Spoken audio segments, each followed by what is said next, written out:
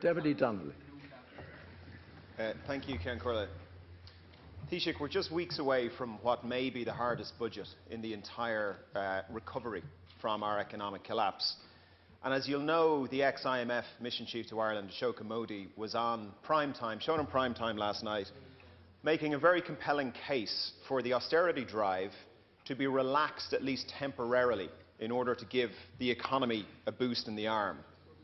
Now, the good news is, Taoiseach, as you will also know, we are set, according to the government proposal to the European Commission from April, to exceed the Troika target for next year by about 1.3, 1.4 billion euro.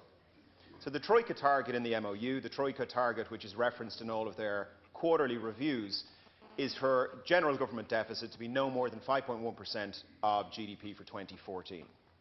Now, the figures that we have, the latest figures available to members of Dáil Éireann, show that being exceeded by about 1.3, 1.4 billion. In 2012, the plan was to exceed it by about 600–700 million, and then that was updated by another 600–700 million this year. Now, Taoiseach, as we all know, the key to our economic recovery is growth.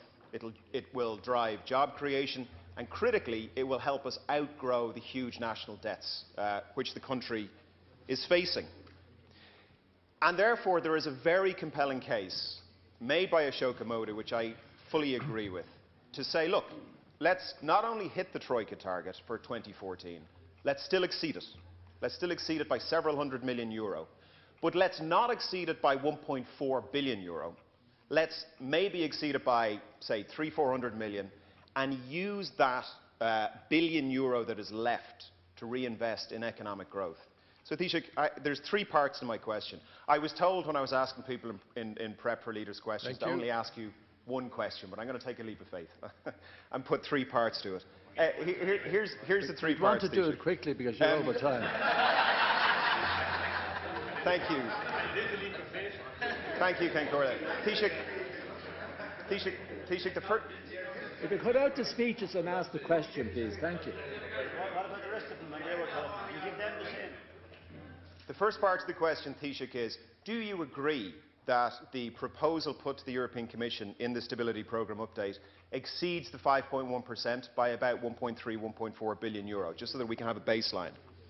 Second, Taoiseach, do you agree that this comes from a Fianna Fáil figure from 2010? It's the only place I can find it, because it's not in any of the, it's not in the MOU and it's not in the quarterly reviews. And finally, Taoiseach, do you agree that there is a compelling case to exceed the Troika target, but to use about $1 billion for investment, at least for next year alone? Thank you, Ken. Thank you. Taoiseach.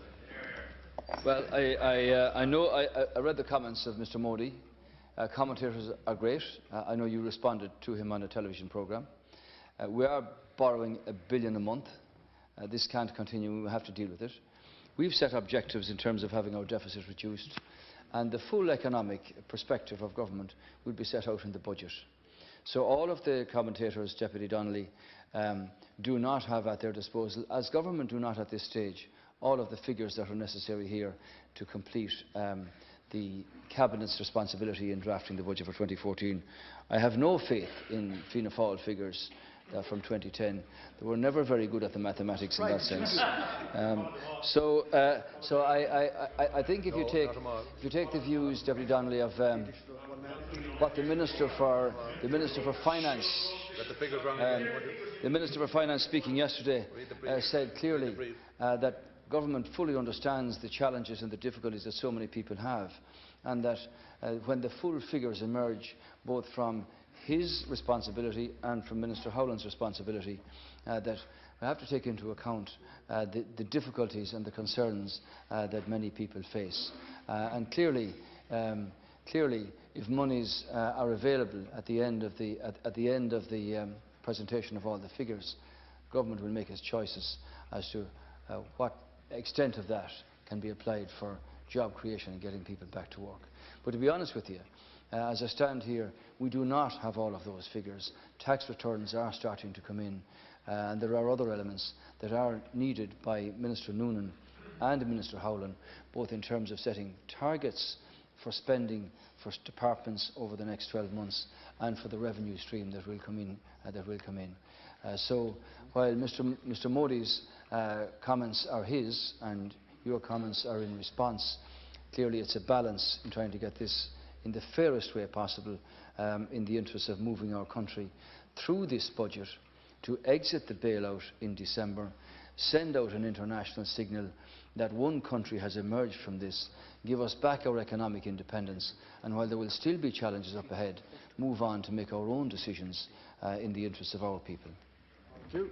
Deputy Donnelly, 1 minute. Thank you. Thank you, Taoiseach. Thank you for your reply. My concern is that if we don't look at investing a chunk of the amount that looks like we're going to exceed the Troika target by, that we're going to follow the path of Japan. Japan had a huge economic collapse, it had a huge property collapse.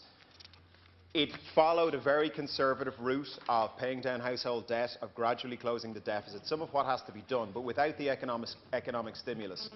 And Japan stagnated for about 20 years. Now, it is climbing out of it now, but it stagnated for a very, very long time. My fear is that based on our current trajectory of incremental improvement, which obviously is to be welcomed, that we're still going to stagnate, that the long-term unemployment rate is going to be several percentage points higher than it needs to be, and that the government, in fairness to the government and the previous government over the last number of budgets, has shown categorically to investors, to the markets, that Ireland is capable of turning this around. So I would just ask you, Taoiseach, and I appreciate the numbers are still moving, which is making it very difficult for all of us, but can I ask you if you agree that the figure presented by the government in April to the European Commission, which is the only figure we can go on, exceeded the minimum Troika requirement by 1.4 billion, and that therefore that presents the government, hopefully, with a chance to still exceed the target and to engage in some very serious economic stimulus around household debt, around entrepreneurship for 2014. Thank you. Thank you. Well, obviously, Deputy Donnelly, I think everybody can agree that the future prospects for the country depend upon growth and job creation to restore confidence, give people the opportunity, to have a career, contribute to their local economy, and as a consequence to the country.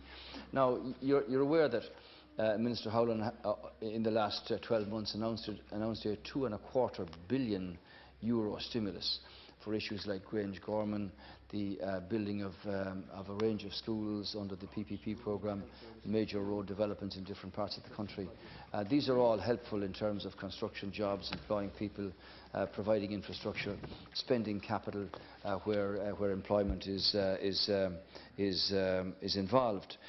Since the figures were submitted to the European Commission, there are new movements in the growth area and in the tax position. Q2 national accounts data show that the domestic demand is stabilising and is moving on to a modest recovery path. We're now clear that there are 3,000 jobs being created every month in the private sector, which is welcome. We're happy to note the reduction in the unemployment figures, down from 15.1 last year to 13.4 in August. We're happy to see 14 consecutive months of a reduction in the live register, and every 10,000 that come off that is a saving of 90 million.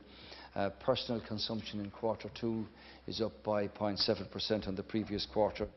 The construction sector started to expand again following growth in Q1. Investment in machinery and equipment also grew. It's a sign of confidence, not where we want to be, of course. The latest data over the summer shows positive retail sales on a year-on-year increase of 1.3% in July. So it's not a case of where domestic demand continues to contract. And I suppose the challenge really for government here is when the full picture emerges of the tax stream, of the growth figures, of the projections for the period ahead. Government will obviously want to meet our targets, and on the basis of whatever flexibility is available to us, we'll make our decision as to how to continue to build on the platform of confidence that is rising in different sectors around the country. Clearly, too many people still unemployed. Clearly, other countries have an impact on their capacity to purchase what we produce. So Europe as a unit obviously needs to make a range of decisions also. So, genuinely, when all the figures become available, government will tease this out and make its decision collectively in the best interest of the people in our economy.